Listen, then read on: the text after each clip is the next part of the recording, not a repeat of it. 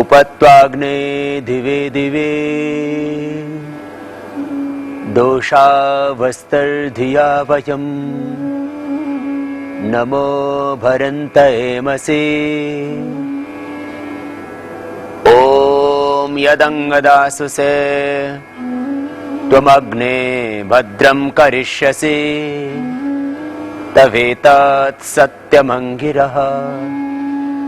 ॐ त्वं हीनः पिता वसो त्वं माता शतक्रतो बभूविथा अध ते सुम्नमीमहे।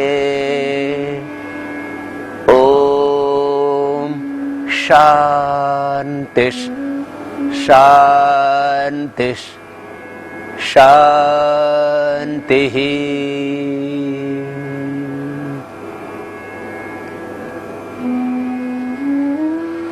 मेरुदंड सुषुम्ना नाड़ी। इस सुषुम्ना नाड़ी के ही बाईं ओर से ईड़ा, दाईं ओर से पिंगला नाड़ियां गुजरती है और ये तीनों आकर के आज्य चक्र में मिल जाती है। इसलिए भारतीय संस्कृति में यहाँ आज्य चक्र में तिलक लगाया जाता है। माने यहाँ त्रिवेणी का संगम है, यहाँ पर आत्मा का वास है और जहां आत्मा होता है उस आत्मा को, उस वैश्विक चेतना का, उस विश्वात्मा ब्रह्म परमेश्वर का जहां एहसास होता हो वह ब्रह्म स्थान माना जाता है। तो मानो हम किसी को तिलक करके किसी इंसान का नहीं अपितु भगवान का सम्मान करते हैं, ईश्वर की पूजा करते हैं। मेरुदंड के अंदर जब विकृतियां आ जाएं तब आदमी की विचार, भाव, संकल्प सब टूटने लगते हैं, निराशा पनपने लगती है, आदमी की शक्ति क्षीण होने लग जाती है। क्योंकि मेरुदंड से ही पीछे से जुड़े हुए हैं वो स्नायु तंत्र जो हमारे मस्तिष्क को संप्रेषणाएं देते हैं। शरीर के अंदर जो जो स्पंदन होते हैं उसकी अनुभूति मस्तिष्क तक उन्हीं मेरुदंड के अंदर जो सुषुम्ना नाड़ी है उसी के माध्यम से पहुंचती है। आपको भूख लगती है, आपको प्यास लगती है, आपको सर्दी अवसाद लगती है, आपको शौच जाने की इच्छा होती है, पेशाब जाने की इच्छा होती है, ये सब के सब अनुभूतियां मेरुदंड के माध्यम से ही यहां मस्तिष्क तक वो सारी की सारी आपकी संवेदनाएं पहुंचती है।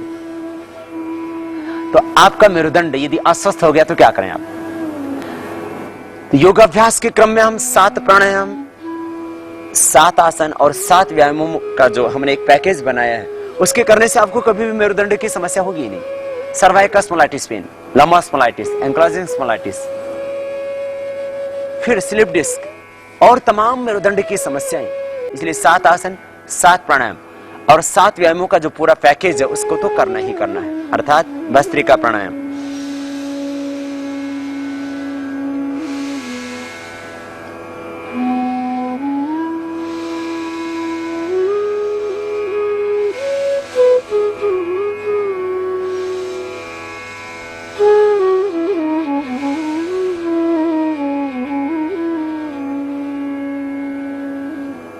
सेकंड प्राणायाम, ये भस्त्रिका 2 मिनट सभी को करना है, चाहे मेरुदंड का रोग हो।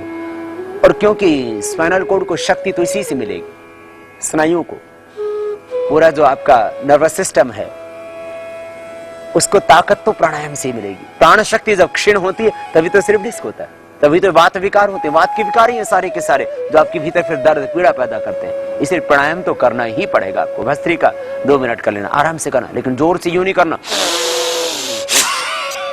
ऐसे नहीं करना। यदि स्पाइन की प्रॉब्लम है, सर्वाइकल स्पॉन्डिलाइटिस पेन आपको है, तो आप प्राणायाम धीमी गति से करना। और आज हम स्पाइनल कॉर्ड से रिलेटेड प्रॉब्लम्स के बारे में ही योगाभ्यास बता रहे हैं। उसमें आपको प्रतिदिन मेरुदंड का कोई भी रोग है, रीढ़ की हड्डी की कोई भी समस्या है, प्राणायाम तो करना ही करना है, 7 प्राणायाम। भस्त्रिका के बाद कपालभाति, लेकिन कपालभाति ध्यान दें, जिनको कमर में दर्द है, जिनको स्लिप डिस्क की प्रॉब्लम है, जिनको शटिका पेन है, जिनको सर्वाइकल स्पॉन्डिलाइटिस पेन है, उनको तेजी से नहीं करना, बस इतना ध्यान देना। करना, लेकिन इस तरह से।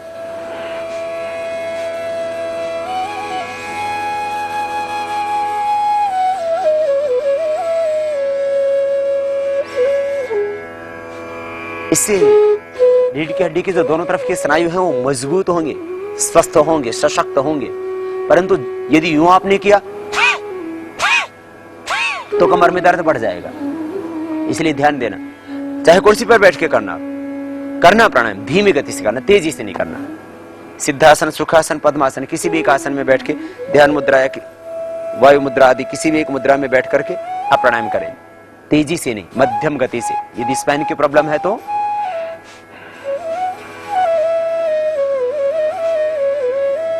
कपालभाति 10 मिनट 15 मिनट भी कर सकते हैं, कोई दिक्कत नहीं, लेकिन तेजी से नहीं करना। खास बात ये ध्यान देने योग्य है।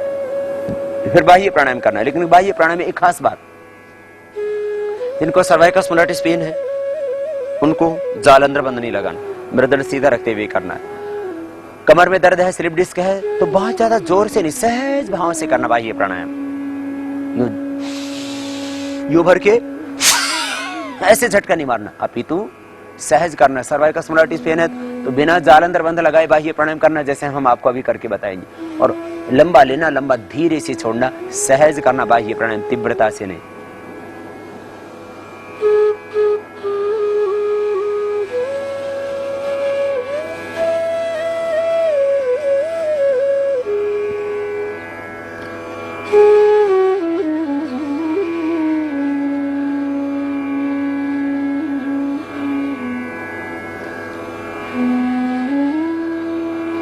श्वास को आप बाहर छोड़ेंगे तो पेट अंदर जाएगा, और जब पेट अंदर जाएगा तो देखो ज्यादा अंदर नहीं खींचना, थोड़ा खींचना है। क्योंकि यदि आपको कमर में दर्द और ज्यादा आप अंदर खींचेंगे तो पीछे कमर के ऊपर दबाव पड़ेगा।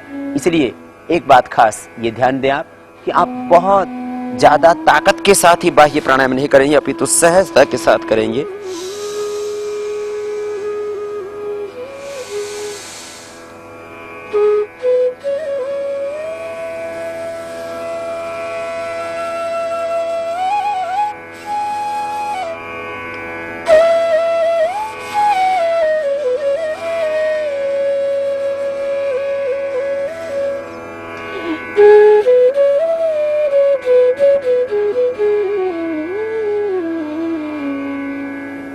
फिर यदि सर्वाइकल स्पॉन्डिलाइटिस पेन नहीं है तो आप जालंधर बंधा ऐसे लगा सकते हैं, और ज्यादा अंदर नहीं खींचना, पेट को ज्यादा ताकत नहीं लगाना, ज्यादा बल का प्रयोग नहीं करेंगे।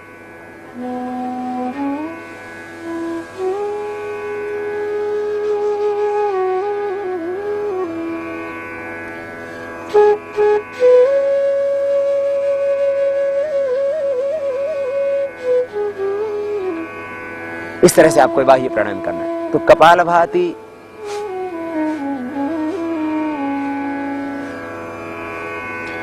धीमी गति से करना।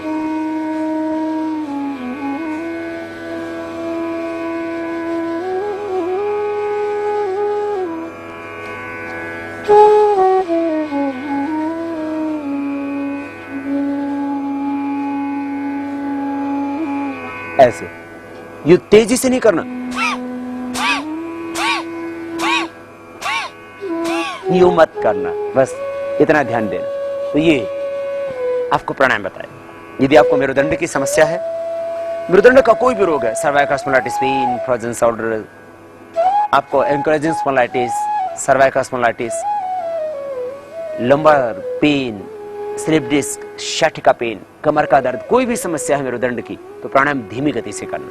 भस्त्रिका, कपालभाति, बाह्य, फिर अनुलोम विलोम भी प्राणायाम 5 से 15 मिनट धीरे धीरे अभ्यास बढ़ाना, सहज करना। इससे मेरुदंड आपका स्वस्थ होगा और वहां के स्नायु आपके सबल होंगे। अनुलोम विलोम प्राणायाम, बाएं से लेना, दाएं से बाहर छोड़ देना, फिर दाएं से लेना और बाएं से बाहर छोड़ देना। लेफ्ट से स्टार्ट करना।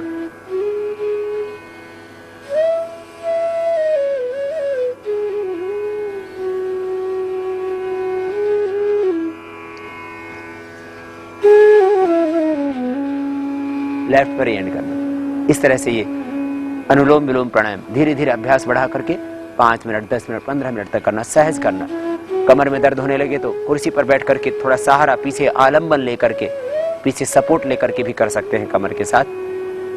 आप अनुलोम विलोम के बाद फिर करें भ्रामरी प्राणायाम। प्रथम अंगुली माथे पर, शेष 3 अंगुलियां आंखों पर, कानपुरी बंद अंगूठे के माध्यम से भ्रामरी प्राणायाम पूरी लयबद्धता के साथ 7 बार या 3 बार, कम से कम 3 बार, 7 बार, 11 बार आप कर सकते हैं इसको सहज। इससे स्ट्रेस सारा गायब हो जाएगा और तनाव कम होने से वैसे ही दर्द कम हो जाता है। मुख बंद रहेगा, ओंकार का नाद नासिका से, कानपुरी बंद अंगूठे से ओंकार की ध्वनि भीतर गुंजायमान होगी। ज्योतिर्मय तेजोमय सच्चिदानंद स्वरूप ब्रह्म का ध्यान करना। आलोक एक अपने आप उद्बुद्ध होगा अजय चक्र में।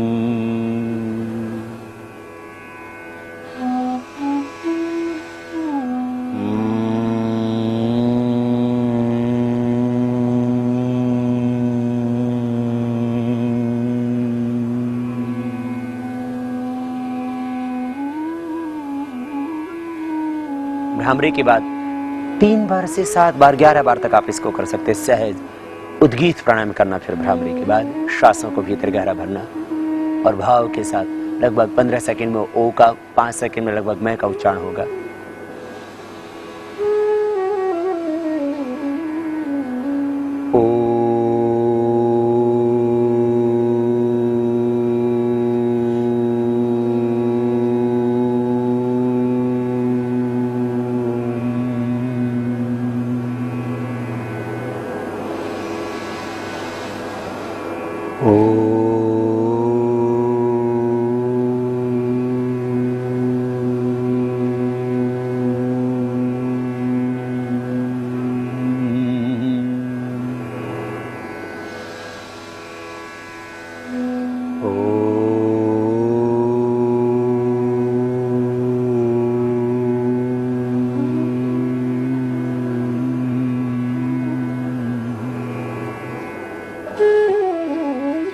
थोड़ी देर श्वासों पर ओम का ध्यान करना, साक्षी होके, सहज होके, दृष्टा बन के, अनासक्त होके, स्थित प्रज्ञ होके, नासिकाग्र पर ही ओम का ध्यान, मन ही मन, प्राणों के संस्पर्श के साथ प्रणव की आराधना, उपासना।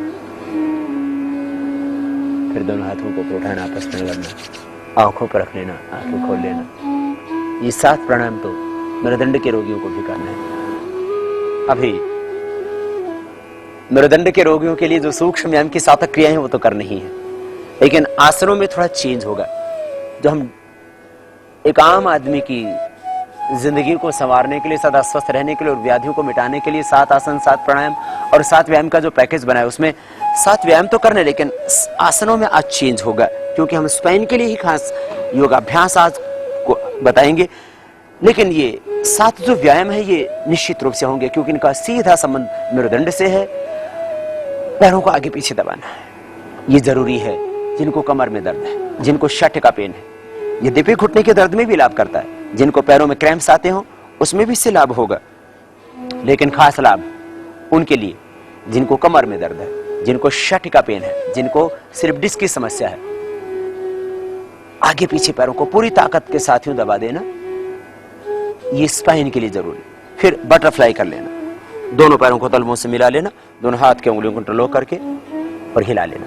मेरुदंड के लिए, मेरुदंड के निचले हिस्से को स्वस्थ बनाने के लिए जरूरी है ये अभ्यास। इसको आप